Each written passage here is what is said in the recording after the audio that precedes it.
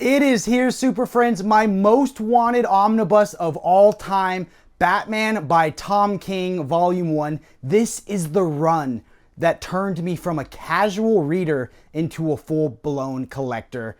And this book is amazing. Let's dive in. So all of you at this channel know how much this run means to me and know how long I have been waiting for this book, and it is finally here. I feel like a kid on Christmas, so let's talk about it. So to walk you through this video, up first, I'm gonna tell you the story of how this book made me a collector.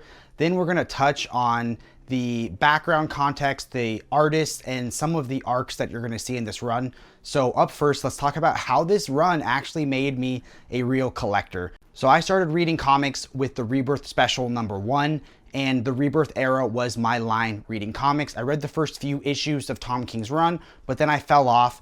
And a few months later, or maybe a year later, I was like, I want to get back into comics. Let me try again. And I went to a comic shop and bought 3 trade paperbacks of Tom King's run and read them and fell in love and was like, let me buy the 4th. And I realized the 4th hadn't come out yet. But what I could do is buy the single issues. So I went and started buying the single issues where the 3rd trade paperback left off, then went back and bought all of the previous single issues. And then I wound up buying like every DC Rebirth single issue ever, which caused me to spiral into this comic addiction. And what I love about this run, why it's such a full circle moment for me, is that I transitioned from a single issue weekly warrior who would go to the shop every week and buy a single issue and read a small portion of the story into fully a collected editions reader, as you guys know. And I did sell off my original single issues, though I do have some of Jordan's here today to show you guys in comparison to this.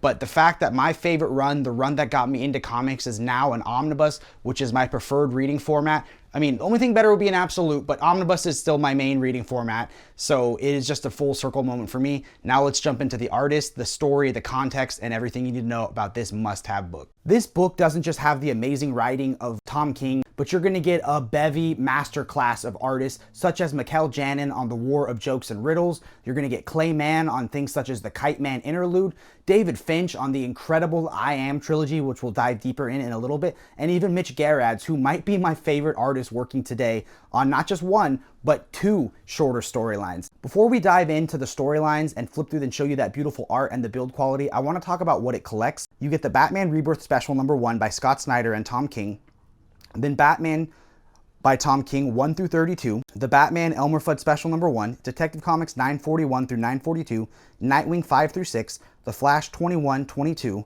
The Button and Good Boy from Batman Annual #1 with a brand new wraparound cover by Kite Man and a ton of extras. It was solicited as going to have a brand new forward by Tom King, but as he told me, his original forward was way too spoiler heavy. So instead they had his editor write the forward instead, and his forward will go into a future volume. We could get up to 3 Tom King Batman omnis. Apparently there's an Excel spreadsheet that has them all mapped out. I've been asking to see it and I have not got a response to that. I have been dying to see it, and I hope I get to see it someday. So this is going to start off with the Batman Rebirth Special #1, which segued the passing of the torch from Scott Snyder's historic, groundbreaking run of the New 52 into Tom King's run, told through the villain of Calendar Man and the changing of the seasons. Tom King's Batman run by the first issue stepped into the high octane with Batman on a plane crashing towards Gotham, knowing in order to save all the people down below, he was going to die. And he asks Alfred, is this a good death when my parents have been proud? At the last second, he's saved by the arrival of 2 new superpowered Superman paralleled heroes, Gotham and Gotham Girl, heroes that were inspired by Batman when they were kids. Batman now has a new path forward. He always expected, I'm gonna die saving Gotham, but now maybe he can train these new heroes to do things he could never do and be the heroes that Gotham really needs. After that, you're going to get the Night of the Monster Men crossover, and what's cool is they collect the full crossover here. So you might see that in the Nightwing Rebirth Omnibus or the Detective Comics by Tinian. So you might have that already, but it's nice that unlike the deluxe editions, you get the full story in reading order.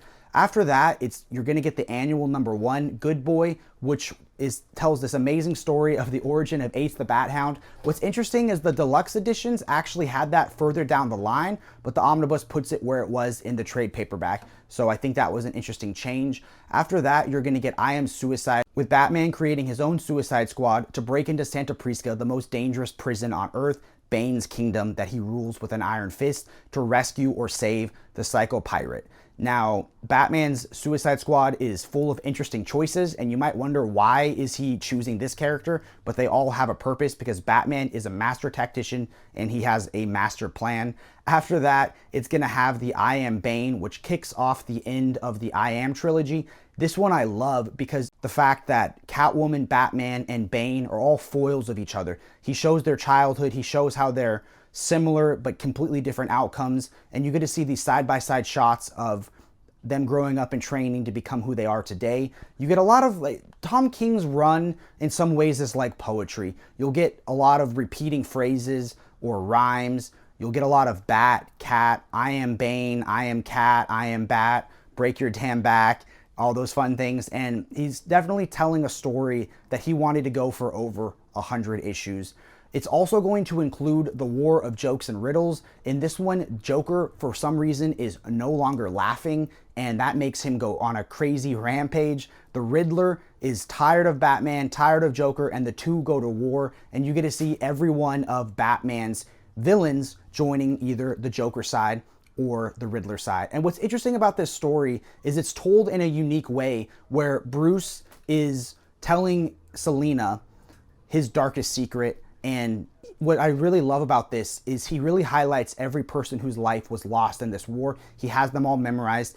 It's one of his biggest regrets, and he's being very vulnerable. And we don't get to see Bruce be vulnerable a lot. Not only does it tell the story of the Joker's war against the Riddler with Batman stuck in the middle, it's also going to tell the amazing origin story of Kite Man. Hell yeah, which I never thought this character would grow so much. It says in the foreword, they said Kite Man's not as big of a character as you think he is. Well, he has a TV show now, so again, I'm gonna say hell yeah. You have Mitch Gerads doing two smaller, more intimate stories, The Brave and the Mold, where Batman teams up with Swamp Thing, and Rooftops, which is one of the most touching stories I've ever read, of Batman and Catwoman sharing the night together on the rooftops and their romance, which the relationship is one of the key anchors of this book. You're going to get Jason Fabok doing amazing art. I'm going to make a cheesy joke. He brings the thunder on the Button crossover, which tied into the larger Rebirth storyline, and it answers the question, could Batman survive 11 seconds against the Reverse Flash? You got to read to find out. It's going to have the Elmer Fudd crossover done by the amazing Lee Weeks. Sadly, only the colored edition, not the black and white edition that you also get in the deluxe edition. But hey, you get it in it. You get one of them, as well as the other storyline Tom King did with where that one Batman goes to the Looney Tunes world. So what is the Batman Elmer Fudd crossover? It started as a gag. They were going to do DC crossovers with Looney Tunes, and he made a joke like, what if it's bat season instead of rabbit season?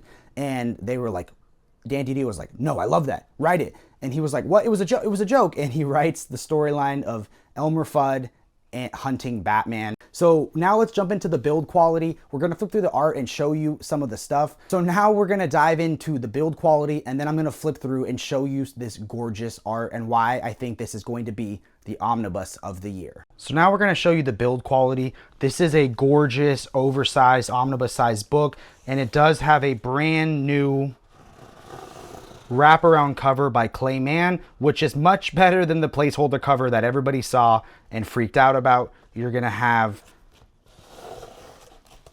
the Mikkel Jan and Riddler on the inside of this dust jacket, and some biographies here.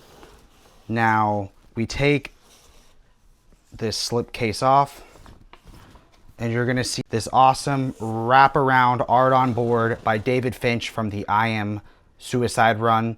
So Batman laid the beat down on some Santa Prisca guards. So looking at it,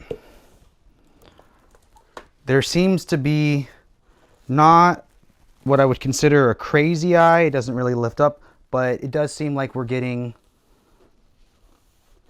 a good spine. Flipping it through, you always want to flip through your Omnis. They went with gloss pages, which I prefer. I hope they stick that way all the way through. And I just love that you can, there's that art on board one right there. So I love this book so much. On the spine, you're gonna see Batman by Tom King. Now here's the thing, all y'all on Reddit, I'm gonna get some hate for this. Tom didn't say make my name bigger than Batman. He has no control of the graphic design of this book. So let's compare it to some previous editions. So as you can see with the single issue of #1, you are getting oversize. So it is larger, similar in size to these deluxe editions. These deluxe editions had awesome art on board as well. So same trim size, but you're gonna get more in this one. So this is equivalent to 2 of these deluxe editions with more of the button, more of Might of the Monster Man, and the Elmer Fudd deluxe edition. So you're replacing a lot of books with this one book, and I can't wait for them to announce volume 2. Let's flip through the art and show you guys the awesome art. So now let's dive into the thing we've all been waiting for, this gorgeous Batman Omnibus by Tom King. So here you can see the same lettering as before and the title pages. And yes, a table of contents, which looks like Rooftops in the background. And that intro written by the editor because Tom King's was too spoilery. And then it starts with the Batman Rebirth special written by Scott Snyder and Tom King that passes the torch about Calendar Man. So we're going to jump ahead now. So issue 1 begins with Batman trying to save everyone down below from a plane crash, and he knows that in order to save them, he's going to lose his life. And he's talking to Alfred on the comms, and he's just saying, "Sir, was this a good death? Would my parents be proud? Will you notify the boys and Barbara?" And he is saved at the end by Gotham and Gotham Girl. And can Batman train them to be the crime fighters that he never could be? Because what if a meteorite is hurling towards Gotham? You know, what can Batman do? So let's jump ahead and we're going to learn the origin of Gotham and Gotham Girl. This is one of my favorite issues, but there is going to be a brief spoiler, so feel free to jump ahead. I'll chapter it down below. Here you have Alfred in the Batsuit because Batman hasn't arrived yet, trying to stop Gotham. Gotham has been brainwashed by Psycho Pirate and he's gone mad. And you see this awesome, you know, Batman with a mustache, and he's like, "Who are you?" And Alfred goes, "I'm Batman."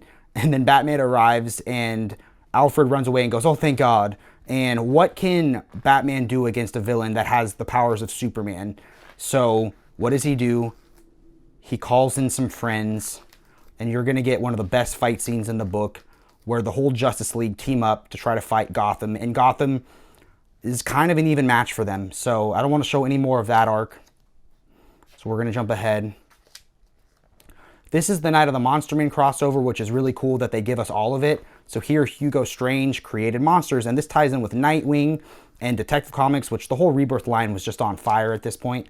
Let's jump ahead. The next big arc you're going to see is the I Am Suicide, which is Batman making his own Suicide Squad to go take Psycho Pirate from Bane. And you'll get a lot of Bane's flashbacks. And sometimes in the later issues, they'll parallel Bane's flashbacks with Bruce's flashbacks and talk about how they're foils for each other. But here, Bane is no longer on Venom, and he's using Psycho Pirate to not feel the withdrawal effects. And because of that, you can imagine he does not want to give Psycho Pirate up, but Batman needs him to save someone. So we'll jump ahead. Here you get the intricate plan of Batman breaking into Hell on Earth, Santa Prisca, and you just get gorgeous David Finch art. Awesome art. I believe this was the backboard art for the first deluxe edition. So here's Santa Prisca, and you get Batman and his own Suicide Squad going up against Bane. This next arc that we're going to see is an interlude in between the I Am trilogy, and this was Rooftops, written by Tom King with art by Mitch Gerads, his frequent collaborator. And I'm just going to hold it on this page for a second.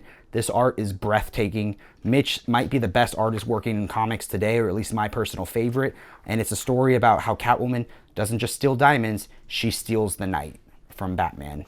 And you're going to see the relationship between Bat and Cat is like the anchor of this book and the most important relationship that he has. So it's cool that we get quieter moments where we get to see their relationship blossom and about how what they mean to each other. So this is the start of the I Am Bane arc, which caps off the original trilogy done by Tom King and David Finch. And it starts with Bruce meeting all the Robins in a Batman Gotham themed restaurant. And yes, I do want to jokerize those fries. So, and of course, Batman was raised by a butler. So yeah, he eats his burger with a fork and a knife, as you can see here. So he basically tells them, Bane is coming from Santa Prisca for what I did in I Am Suicide, and you all need to leave. I don't want your help. You're all to leave immediately. This is Bane. This is the guy that broke me, and you're not involved at all. And let me know down below if you think if they follow the rules or not, if they follow what Batman says. So this arc is very much Bane coming for retribution, and you're going to get a lot of how Bane and Batman and even Catwoman are all foils for each other and how they fight each other. And you just get a brutal all-out bash of basically Bane breaking into Arkham Asylum and trying to get to who he's looking for. And you get to see him just womp on every one of Batman's villains and why he's one of Batman's greatest villains. At least the most physically imposing of Batman's villains. Oh, here, we'll leave you on this shot for a second of Batman meeting Bane, and you'll get a lot of I'm Bane, I'm Batman, break your damn back sort of stuff. This will be the Button crossover. This one ties into the overarching stuff they were doing with Watchmen and Rebirth and all of that storyline, and you get awesome Jason Fabok art. But we're going to jump ahead because we don't have time to cover everything today, and I want to leave some spoilers for you. You'll get another side story by Mitch Gerads, which is The Brave and the Mold, which is pretty fun. I will read anything done by Tom and Mitch. They're my favorite duo in comics, up there with Mark Waid and Dan Mora and Brubaker and Phillips. So let's jump ahead again. Now we're in the War of Joke and Riddles, which is the Riddler's war with the Joker. And you get all these awesome shots from Mikel Janin that parallel each other. So here you see the Riddler in his ivory tower and then the Joker in his ivory tower. And it's just so cool how they parallel, how you get to see all the villains take sides. So here you get to see awesome covers. And this is Bruce telling Selina about the War in Joke and Riddles. So it's sort of a prequel and about his biggest regret, the worst thing he's ever done. And it's really important to their character, so you get to see why each villain joins each side, and how Batman is in the middle. And he's a newer Batman, so he's not able to stop them yet. He's stuck in the middle. And then you get this character here, Charles Brown, aka Kite Man, hell yeah. And you get the tragic origin story to Kite Man, and one big long riddle, one big long joke between these characters. And I mean, Tom King made me care about a character named Kite Man. Because of this, Kite Man has his own show, which is amazing. So that's incredible. Tom King's amazing at writing characters that you shouldn't care about and making you fall in love with them. So we're going to jump ahead now because I want to leave a lot of the War and Joke and Riddles up to you to read, because something big happens at the end of Bruce telling Selina about the War and Joke and Riddles that will set off Volume 2. Now you're going to get the two Elmer Fudd crossovers. These started as a joke, and it's a really good noir story done incredibly by Lee Weeks. If I'm being greedy, it would have been cool to include the noir colorings of this book, just so I could have given away my deluxe edition. But I love having both versions of the coloring. Again, you shouldn't care about Kite Man, you shouldn't care about Elmer Fudd, but this is a love story at its core. There's loss, there's betrayal, there's all three of them ordering carrot juice at the end, you know. And just a reminder, this is the Looney Tunes characters if they existed as real people in the DC world. So we're going to jump ahead now to the extras. So now we're going to look at the cover gallery that we are so graciously get. So you'll see a lot of these variant covers. Some of my favorites were the ones that you'll see throughout the book of Tim Sale doing variant covers and the standard covers. But here you'll see some of the variants that you don't get to see throughout the book. So I love that they give you both versions of the cover throughout the book. We'll get, because Tom King keeps writing Batman. So here's the Elmer Fudd cover. And then that beautiful Clay Man wraparound. I want them to sell this as a print. So hey, Tom or Clay or anyone, if you see this, please let me get a print of that. And here it is zoomed in. So this book is just everything that I love. I really hope you pick it up. If you do, you can find it at Panelbound Comics, which will be linked in the video. And it is just something that I care so deeply about.